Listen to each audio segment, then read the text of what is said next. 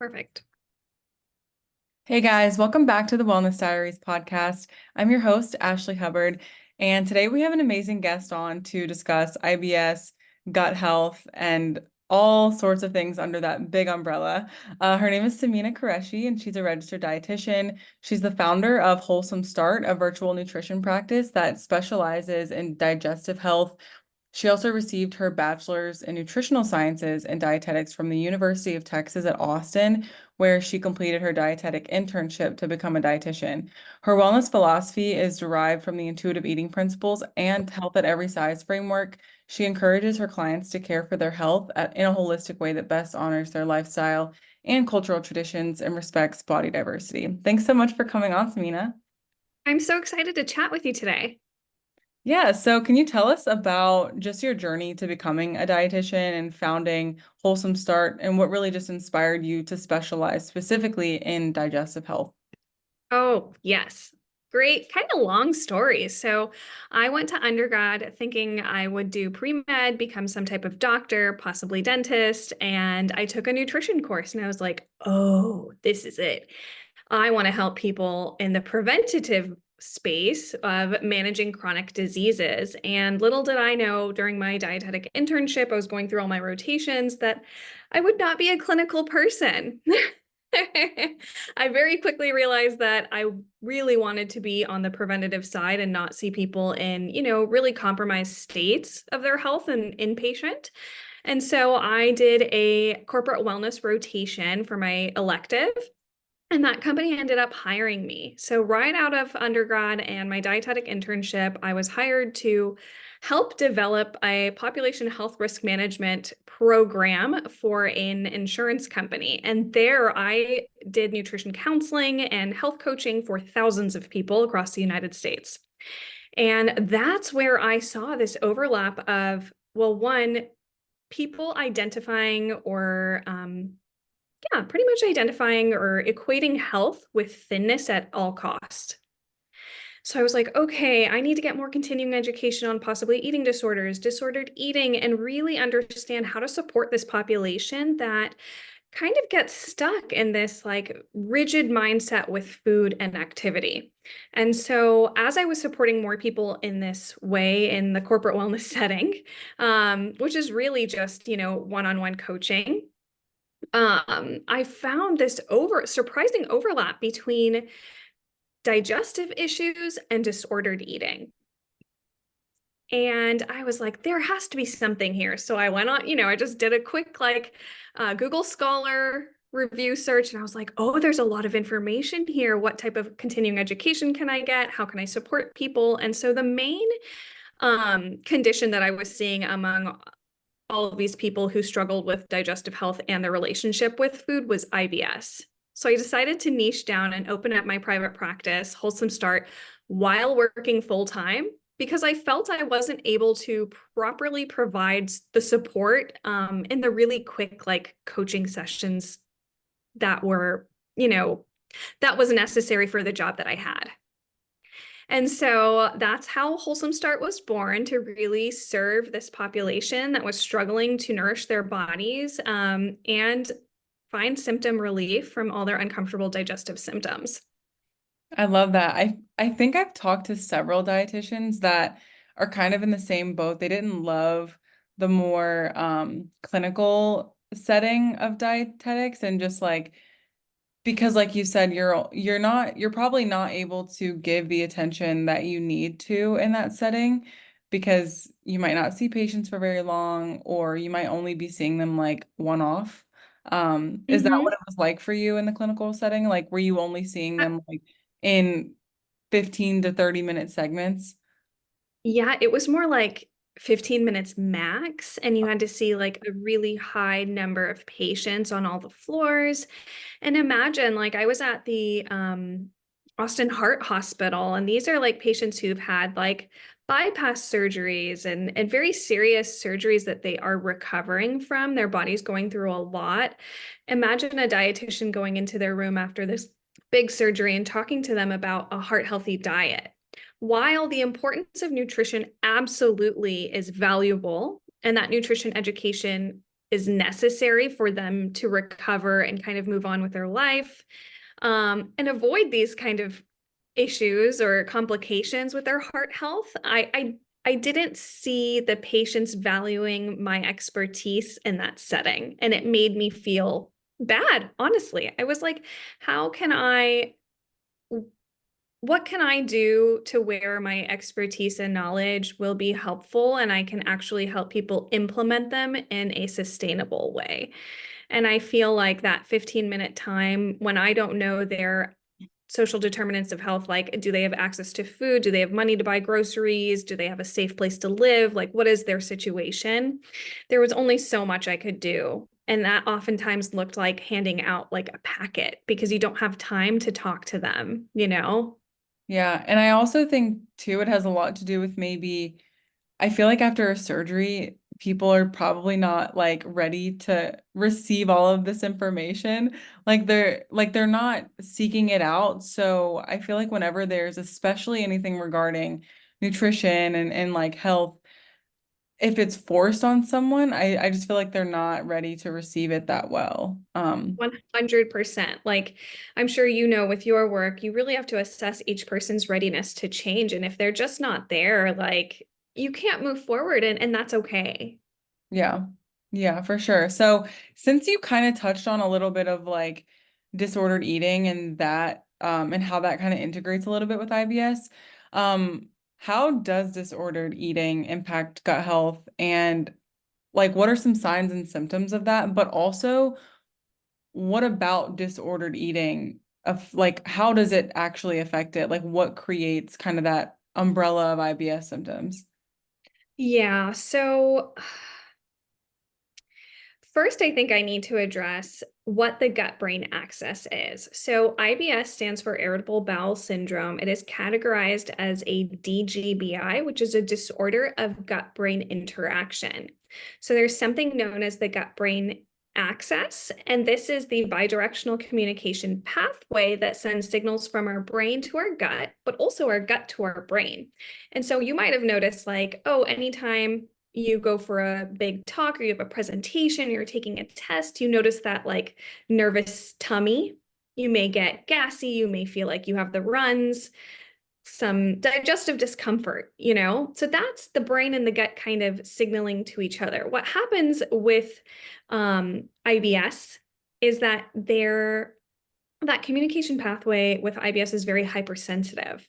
And so when stress is added or anxiety is added onto your body, it sends signals from your brain to your gut, but that miscommunication sends signals for people with IBS to heighten those symptoms of bloating, gas, constipation, diarrhea, stomach pain.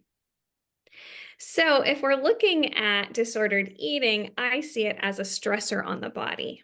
Right. And so that source of stress attributes to impacting your quality of life and therein kind of your digestive health as well. Of course, there are other things. So disordered eating actually refers to irregular eating behaviors that may or may not fit into like the diagnostic criteria of an eating disorder.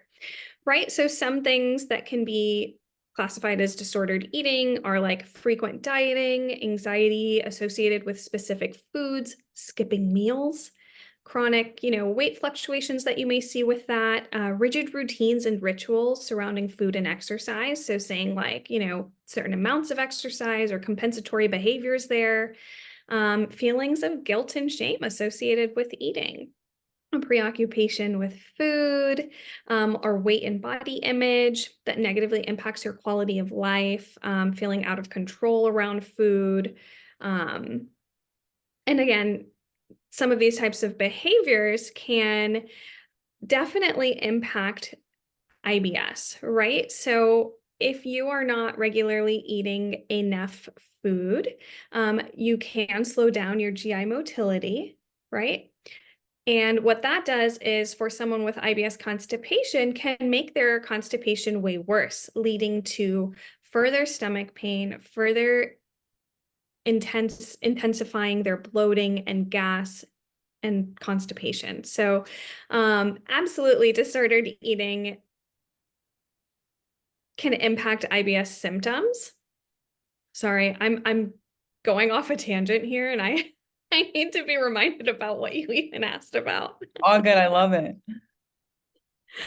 Um, did So, I answer your question or so yeah, so the question was like, and you kind of answered it with the gut motility. That's what I was kind of getting at because I was like, I wanted people to know that it's not just like the stress around food and like the behaviors, but like literally when there's an inconsistent amount of food or a very reduced amount of food.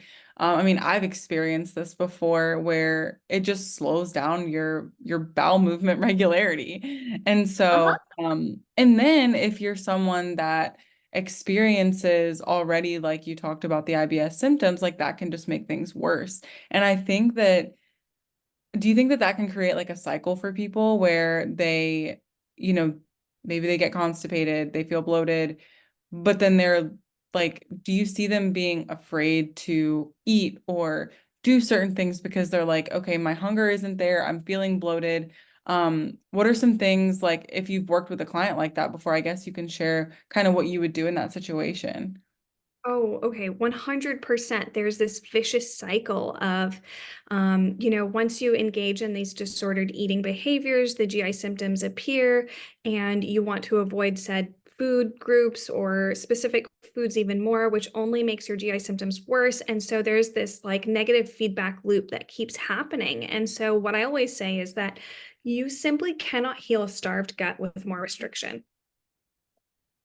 There's no elimination diet, no magic supplement, nothing that you can do to really get things going other than starting from a place of consistent and adequate nourishment. Right. And what that looks like is making sure that you are eating regularly throughout the day at regularly paced intervals or spaced intervals with a good variety of all of the macro and micronutrients that your body needs. So, one thing that's really important is making sure that, yes, you're getting enough fiber, but also having space on your plate for the protein, the fat, and the carbohydrates that also provide your body with the energy it needs, but also support really good digestion as well. Do you find that with patients that are experiencing really bad IBS symptoms, should they avoid certain, I guess, types of fruits and veggies depending on the types of fiber or things that they contain?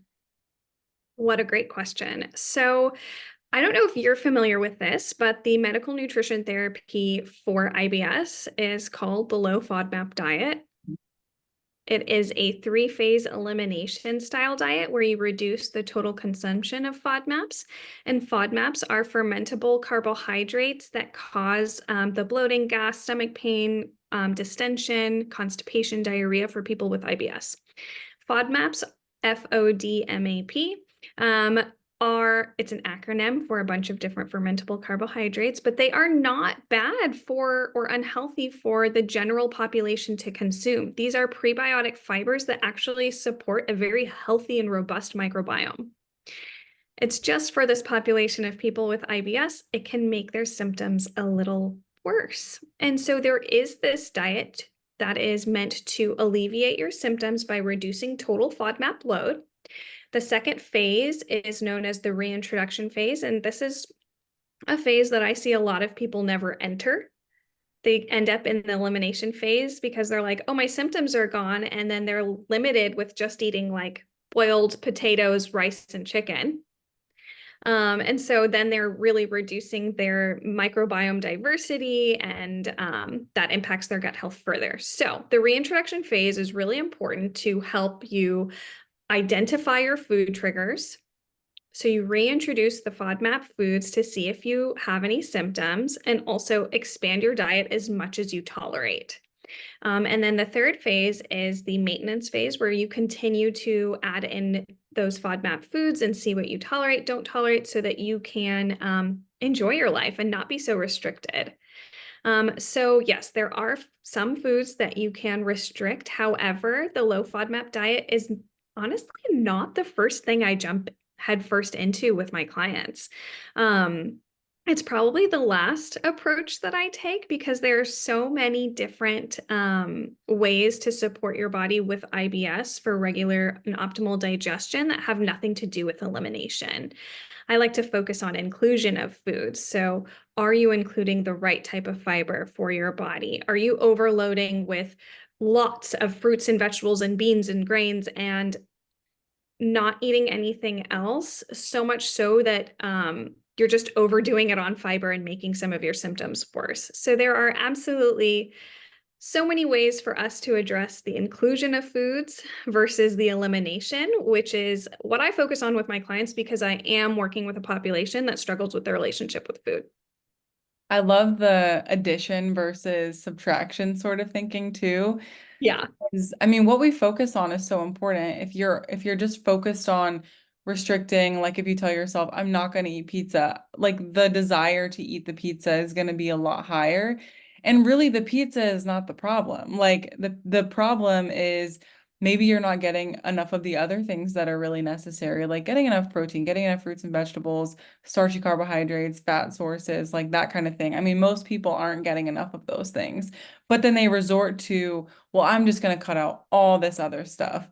And it's just not sustainable. So I love that. Thank you for sharing all of that. And then I wanted to ask too, um, about the kind of like reintroducing foods and how our bodies can react to certain things. Mhm. So I want to talk about specifically, I think this happens a lot more with gluten and dairy, where if taken out for a very long time, or if someone is restricting that for any reason, even if they don't think that they have an allergy, they might just avoid it because they heard someone on the internet say that it was Oh, bad yeah.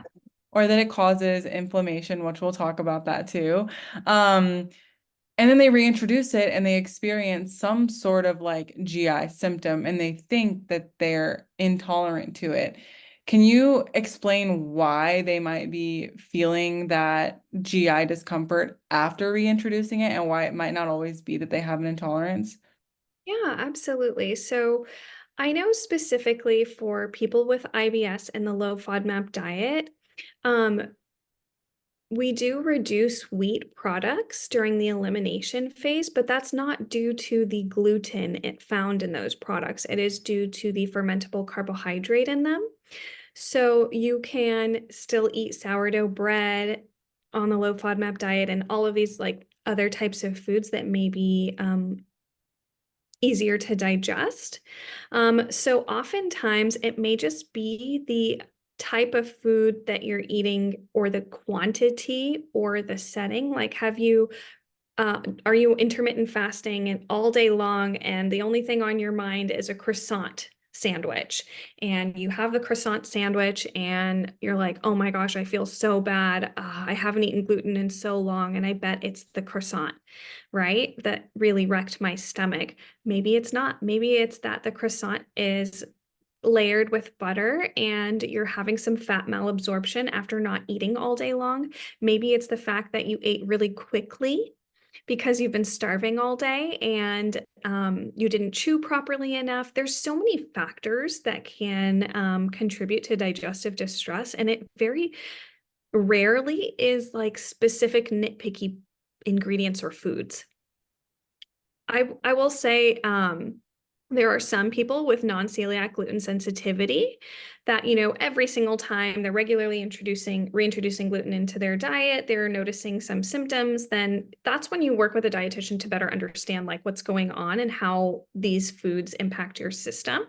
And same thing goes for dairy. So like as we age, unfortunately, the lactase enzyme in our bodies is not produced as much as it was when we were children. And so if you cut out dairy, you may just be experiencing a little bit of that gas, diarrhea, constipation, bloating, whatever symptoms you experience with introducing dairy, because you don't have enough of that lactase enzyme. So there's so many things we can do, like choosing to have lactose-free products, which means dairy products that have the lactase enzyme added in them to make them easier to digest for you because the lactose is pre-digested basically. Or you can even choose like no lactose based dairy products. So there's a bunch of low or no lactose-based dairy products like cheddar cheese, Parmesan, mozzarella, like string cheese. There's so many options. So if you really wanted to test whether it was dairy, like lactose issue, you could have some of these no lactose dairy products and see how you feel as well. So I think like knowledge can be power, and the more we learn about foods and how they impact our bodies, the more empowered you are to make informed decisions. And that's really what I help my clients with. Yeah, that's awesome. And I think it can be like when it comes to disordered eating too, I think it can be like a what come first, like the chicken or the egg. Like someone might have disordered eating and it could create IBS, or someone could have IBS and then it can turn into disordered eating because maybe they're just trying to focus on their symptoms so much that they're restricting certain things and trying to figure out what is causing what. And then it just creates all of these food fears. And like you were talking about with stress and anxiety and how we eat our food, like even just thinking that you might have a reaction to something could potentially cause some sort of like upset. And so that's a huge part of it. And you did mention the gut brain axis. I want to ask you a little bit more about just stress and anxiety, and I guess just a little bit more about the science behind the gut brain axis, just so people can understand how much that controls a lot of things. Yeah, absolutely. So the gut-brain axis is, the connection via the vagus nerve. The vagus nerve has many different jobs in its communication through different systems of our bodies. And so one that we talked about was the gut-brain axis, that direct line, bidirectional communication. And it sends signals to our brain from our gut and our gut to our brain and vice versa. And so, yeah, with conditions like IBS, there is a miscommunication between the gut and brain, which contributes to these digestive symptoms. And when someone with IBS is stressed or anxious, it just sends these signals to our gut and can worsen the unfortunate symptoms of like stomach pain, gas, bloating, constipation, and diarrhea. And that is where a lot of behavioral health and new research has come out to be as effective, these therapies, as the low FODMAP diet. The low FODMAP diet has been shown to improve symptoms for people with IBS in population like 50 to 80% of people that try it see improvements. And so there are different behavioral therapies that I am a super fan of. I just spoke with a GI psychologist today who we're working on getting referrals to each other's practices because we see the benefit of concurrently working with a dietitian and a behavioral health therapist that specializes in these DGBIs to really support you because of that gut-brain connection. So would you like to hear a little bit more about some Yeah, of these yeah, these of course. therapies? Yeah. And so let's see. So one of them is called gut-directed hypnotherapy. It's not that, I snap my fingers and you're going to start quacking like a duck. It's not that type of hypnotherapy like stage hypnosis that you see. Gut-directed hypnotherapy is a therapeutic technique used to address the miscommunication between the gut and the brain, right? And so they use guided imagery and visuals to really help you address the underlying anxiety and stress there to really calm your nervous system and help you navigate your symptoms of IBS.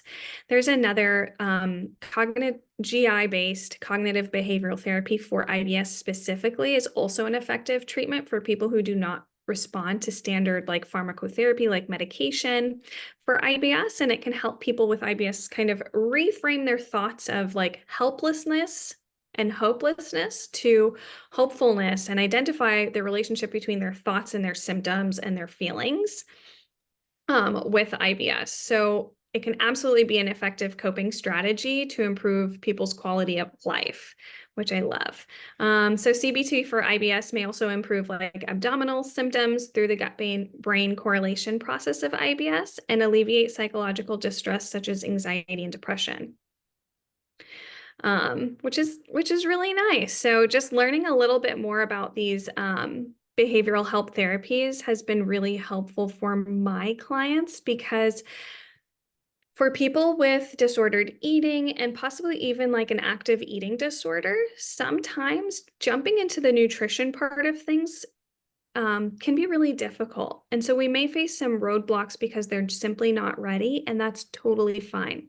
That's when I kind of recommend them to go look up on, let me tell you what website it is where people can find a GI psychologist. It's called roamgipsych.org, where you can look for your own GI psychologist that offers either CBT or GDH, gut-directed hypnotherapy, to really help you through what you're struggling with, because that can just help bridge the gap between like mental health and nutrition.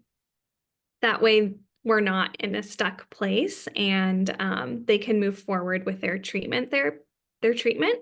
However, there's one thing I did want to mention about these these GI behavioral therapies is that they do not replace mental health counseling or therapies for the eating disorder. So they are not going to be helping with the eating disorder. They are only going to be helping you navigate the GI conditions that you are trying to find relief from. So if you are currently working with a therapist for your eating disorder, it's important for you to maintain that relationship and do the GI psychiatrist or psychology as well, in addition to meeting with a dietitian. So that's where the coordination of care really comes into place. Yeah, I find that when you can have kind of just like I guess like a toolbox of people that are in your corner, whether it's Mhm. for the mental health stuff or for the nutrition stuff, it's all really helpful to integrate it all together. Because obviously someone can't be everything all at once. And the mental side, especially for the disordered eating, I mean, and especially in like someone in an active eating disorder, logically they're like, okay, I need to eat more. Yes.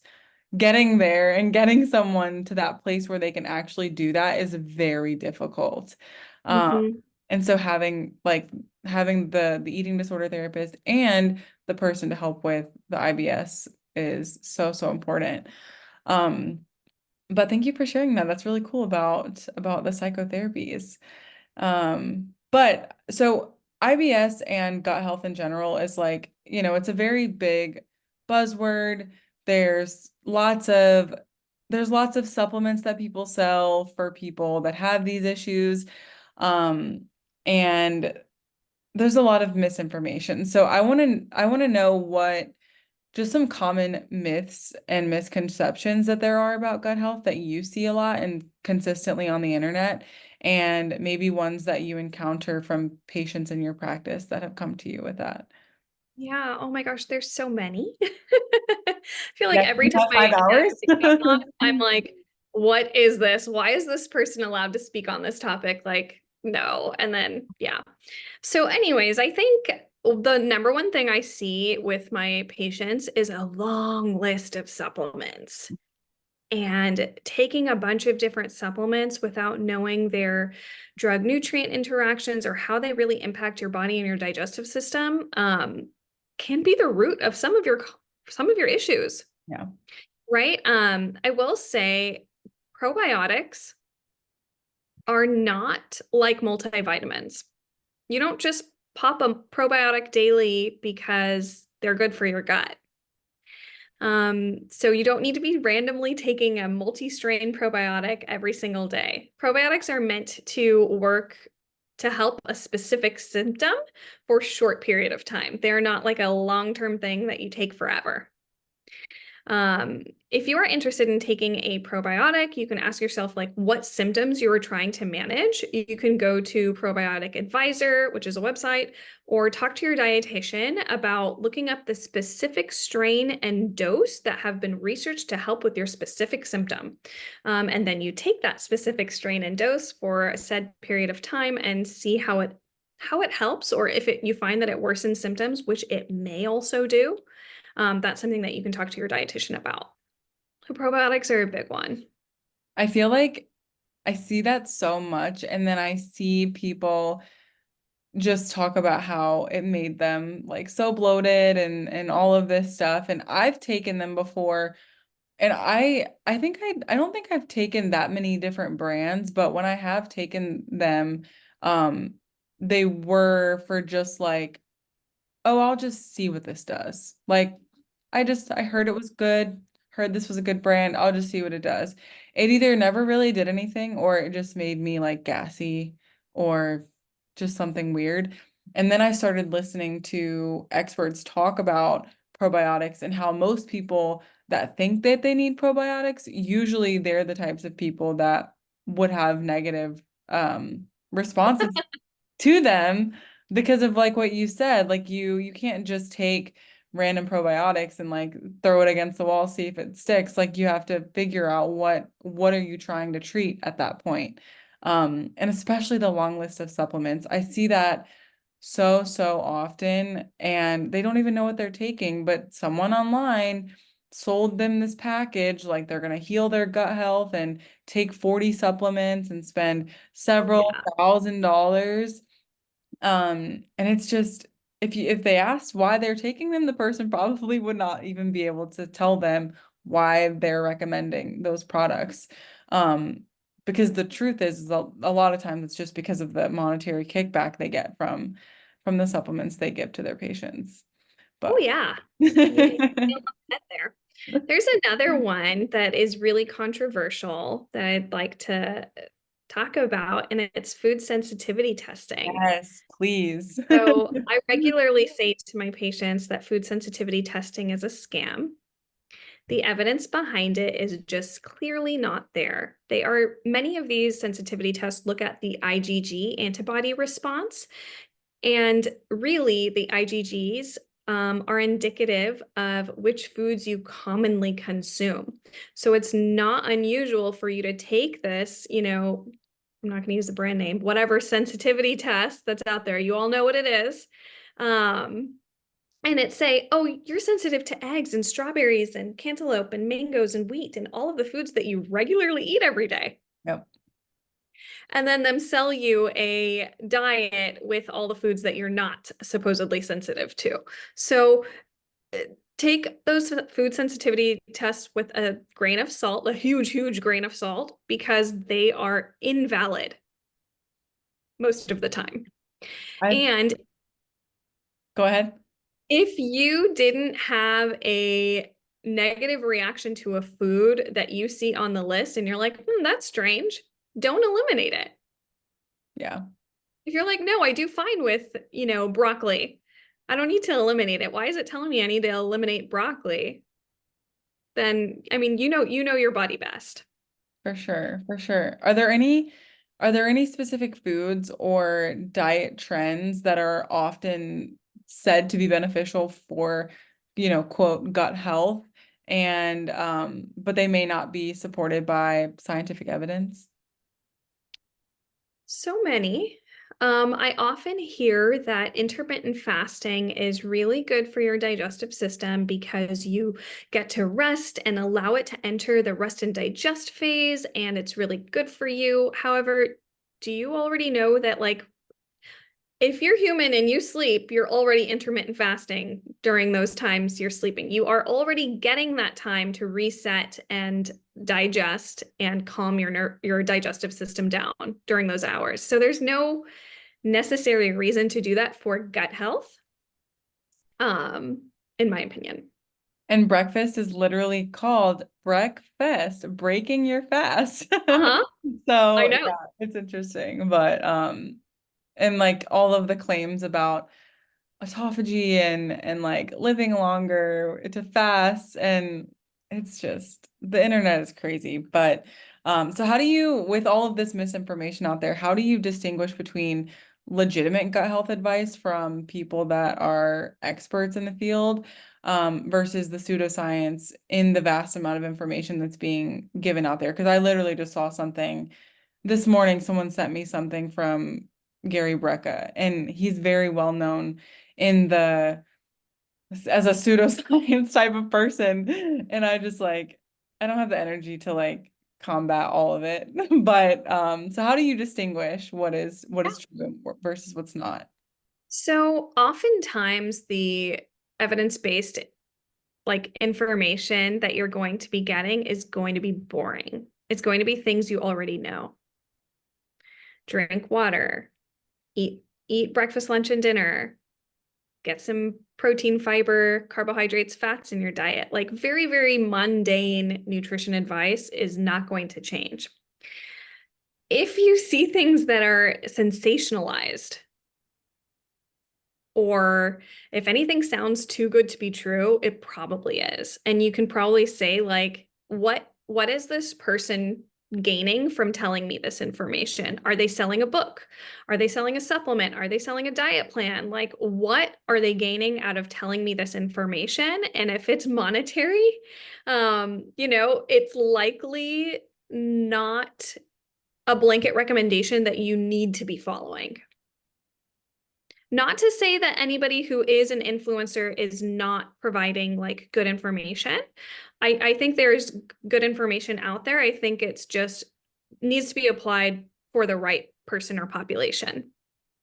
Yeah, I love that. And I think that goes for so many um other things where it's like if it's boring, it's probably true most of the time. Like with nutrition, it's Yeah. like it's the basics, but It, people go for the fad diets, the new trendy diet. But they're mhm. not doing the basics. Like the basics, the truth is that it's boring and monotonous to focus on the things that actually, quote, work for health. But people don't like the boring stuff. So Yeah. unfortunately it gets Yeah. overlooked. I always tell my clients, like, be a picky consumer. Not everything that has the most like aesthetic marketing on social media is legit. Like just because the most popular person with the most perfectly curated feed and like everything looks beautiful is doing something and telling you to do it doesn't mean that you necessarily need to. Like think about what you need. Think about like how is this going to improve your symptoms or what you're trying to do versus like chasing health. Yeah, that's a good point. So behind or beyond dietary modifications, what are some lifestyle factors that can influence someone's gut health, and how do you incorporate those with clients? Oh, there's one I really want to talk to you about. It's called diaphragmatic breathing. Yes. Right. So we talked about stress, and I kind of jumped straight into the psychotherapies that are offered.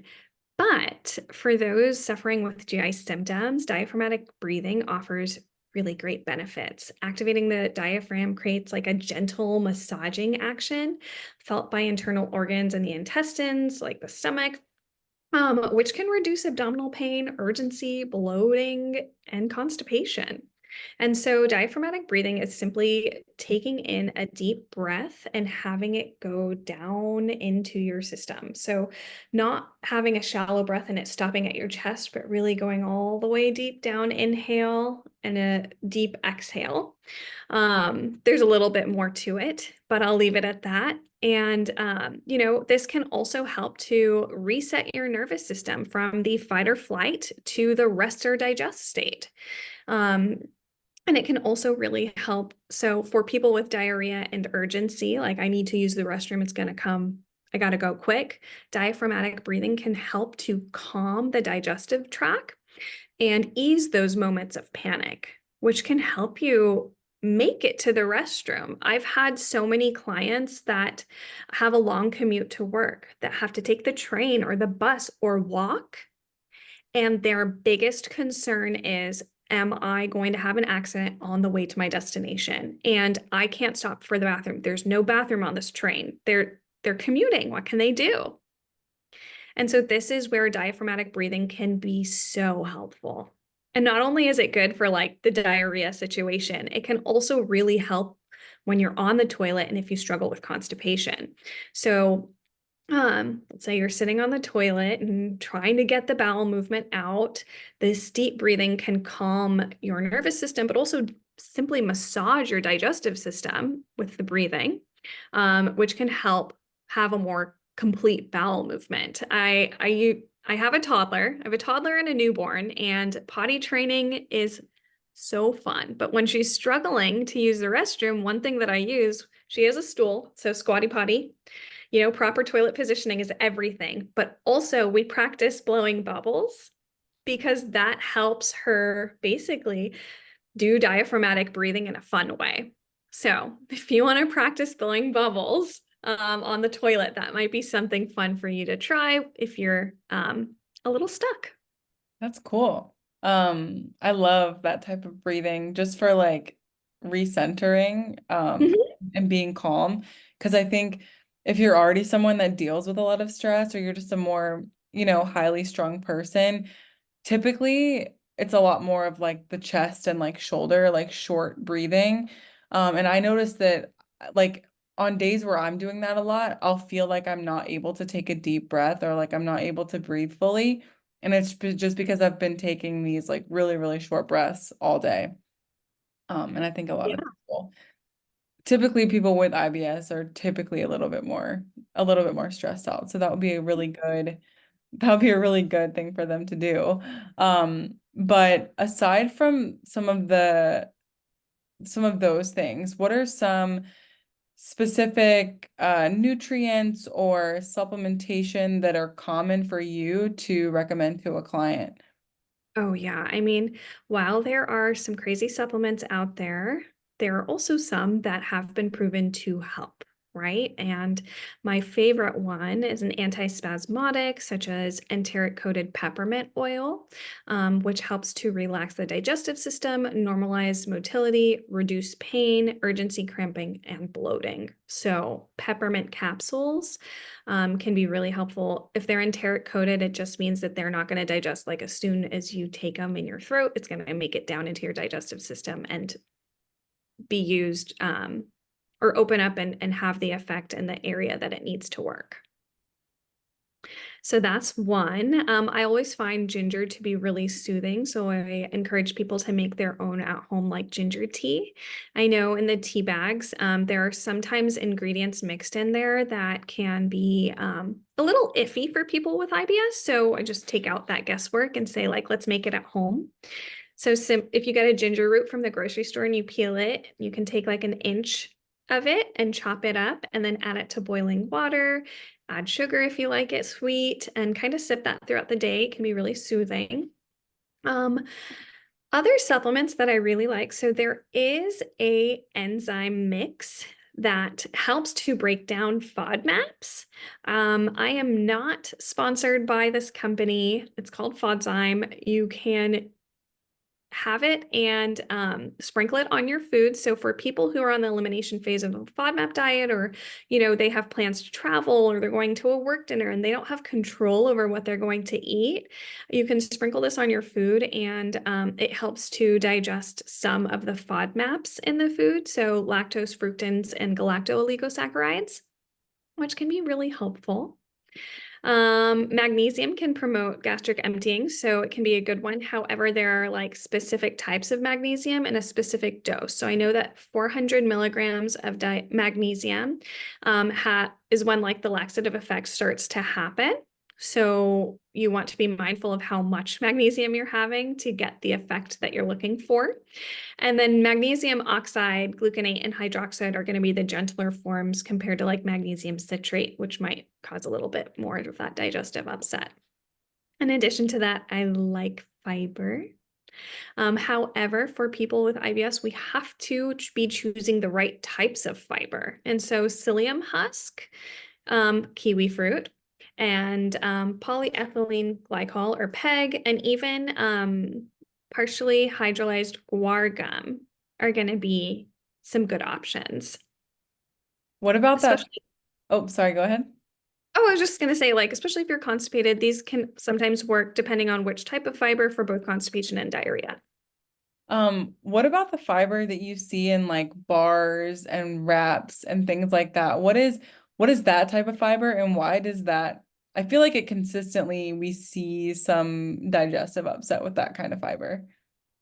Yes, you are so right. And it's so funny that you see it too. Like, the fiber that is used typically to fortify nutrition products, whether it be bars or greens powders or whatever it may be, Their primary source is chicory root or inulin fiber, and these are FODMAPs that are really difficult for our body to digest. And so they, for specifically for IBS, going to cause more of that abdominal pain, stomach cramping, diarrhea, constipation, bloating, and definitely gas.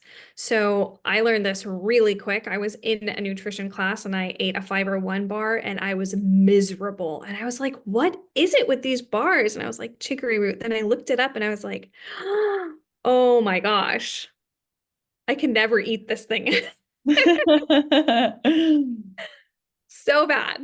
So yeah, they definitely want to look at the type of fiber you are consuming because they are not all created equally. Yeah, I found that there's some of the, I guess, additional fiber that can be added into stuff. Like I have these wraps that do have like added fiber into them, but they don't seem to hurt my stomach. However, in bars, most of the ones, like the chicory root, oh my goodness, like Yeah, I call it bubble guts because that's how my stomach literally. feels. Like it feels like there's just all this air and like it's just gurgly and it's so crampy. It's the worst. I can't eat that stuff. But yeah, it's in like so many things now. It's And in so many things and it's frustrating. yeah. I also wanted to talk a little bit about sleep and sleep hygiene and how I think that a lot of times is often overlooked when it comes to gut health. So, can you explain a little bit about how sleep can impact your gut health? And I'm sure part of that has to do with stress a little bit too, but can you just talk a little bit about sleep and all of that? Yeah, absolutely. I mean, as I work with my clients, I'm not only working on nutrition, we talk about gentle movement, hydration, sleep hygiene, stress management, and so much more. And so with sleep hygiene, really, if you're not meeting your basic sleep needs, it's going to be very difficult for your body processes to function, right? You're going to be in that chronic stressed state, and that is going to impact your digestion. And yeah, again, you're also not allowing your body that ample time for rest and digest overnight, which is important. So, sleep can definitely impact symptoms, and people who um, regularly don't get enough sleep report more severe IBS symptoms. So I don't think that they are like, it's correlation, not causation. They're correlated. So sleep is going to be really, really important. I'm not specifically sure about like the science behind it, whether it has to do with your circadian rhythm or what's going on there, but yeah, it can absolutely impact your symptoms. Yeah. Yeah, so I guess to finish things off for the listeners, can you share some practical tips or habits that anyone, I guess, regardless if they deal with any of these symptoms or just to, if they want to just take care of their gut health to feel as best as they can? Do you have any practical tips or advice that you can give to the listeners that they can do on a daily basis to support their gut and their digestion? Absolutely. So, notice how fast you're eating. Are you gobbling down your food and inhaling it and not even chewing? So, digestion starts in our mouth. A simple thing that we can all do is possibly chew our food enough. Right? So that's one thing. Check out your urine throughout the day. Are you staying adequately hydrated? Is your urine that concentrated yellow, very strong odor? If so, it's time to really focus and prioritize hydration to make sure you don't get too backed up and keep things moving with your digestion. Again, eating regular meals and snacks throughout the day. Every time we eat is an opportunity to meet our nutritional needs, right? So if you are intermittent fasting and only allowing yourself a 4-hour window to eat, how can you meet your protein, specifically your fiber needs and hydration needs in such a short amount of time, right? So really give yourself enough time to meet your nutritional needs by eating regularly throughout the day. Again, not only is it going to help with meeting those nutrient needs, it's also going to help stimulate your gastrocolic reflex, which is the effect your body has of pushing food through your digestive system and excreting through stool. to make space for the next meal. So again, you don't want to not eat throughout the day because you're going to have a really slow digestive system, making constipation worse. Not overloading your plate with high fiber foods. So I know a lot of people, when they're on their health kicks, they want to eat large salads for every meal and they kind of forget about the other foods, right? So making sure that that salad includes a source of carbohydrate, a protein, some healthy fat, in addition to the greens and the beans and all the good stuff, right?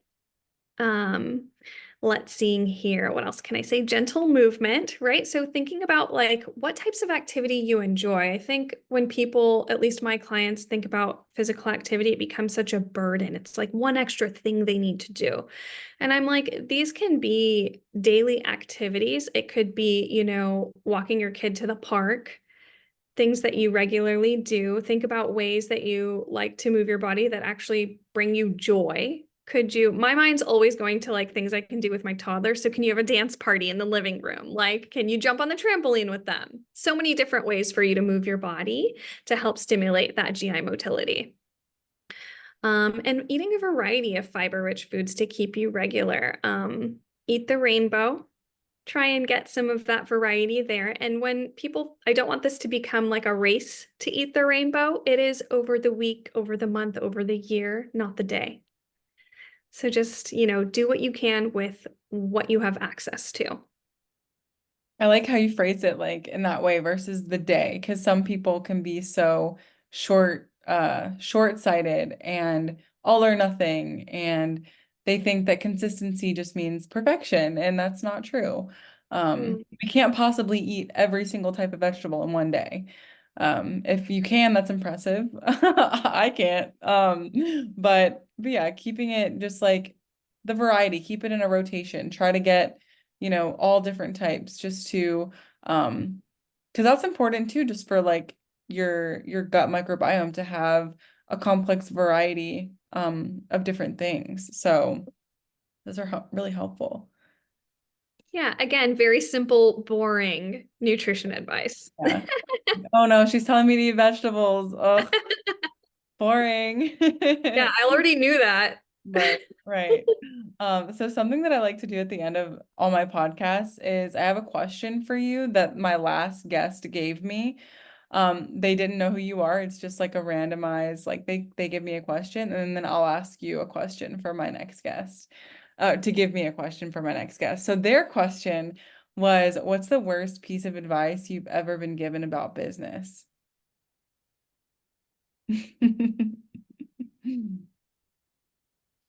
Oh gosh. Um, that I need a business coach to tell me what to do. It's a good one.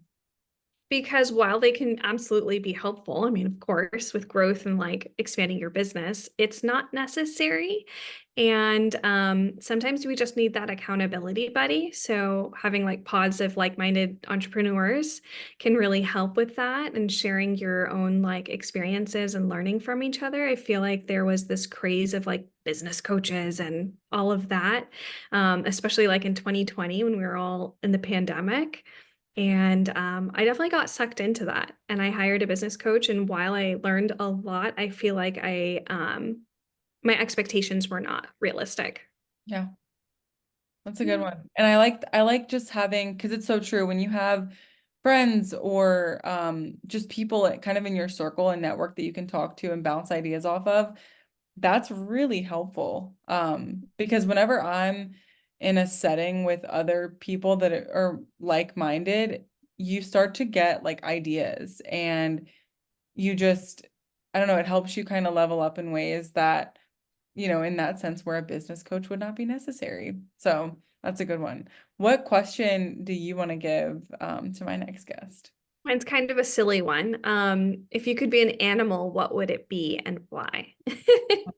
The silly questions are good because I don't think people actually ever feel comfortable asking them. They always go Yeah. to the super serious ones. Like, we need the silly questions. But so can you tell the audience where they can find you and just, what you're working on right now and give them some information about what you're doing? Oh, absolutely. So if you are on social media, I'm on Instagram and TikTok at inclusive.ibs.dietitian. I have a virtual nutrition practice called Wholesome Start. If you are looking for one-to-one nutrition support for IBS, gut health, and your relationship with food, feel free to schedule your free discovery call. My website is www.wholesomestart.com. And if you're really struggling with IBS and you just need a place to start, I do have a free guide that you can download from my website or Instagram. It's 5 ways to avoid IBS flares, and yeah, you can download it today. And I am accepting clients in my IBS Food Freedom program for June. So this summer, if anyone is interested. Awesome. Great. Well, is there anything else that you want to share? Anything that you wish I would have asked you about?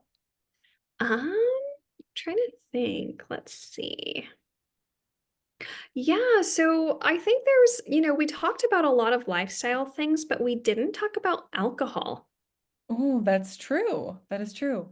So, I do work with like a lot of college students and a lot of young adults just entering the workforce. There's all these happy hours. There's, alcohol, which is a normal part of socialization. And a lot of the times, people don't want to accept that alcohol can be a digestive irritant. So, regardless of FODMAPs, regardless if you have IBS, alcohol can really irritate the digestive system and cause you to have these symptoms of like gas, bloating, diarrhea, and stomach pain. So, really being mindful there and just looking at your relationship with alcohol and seeing what serves you best. Knowing what types of alcohol make you feel good and really checking in with yourself can be a good thing.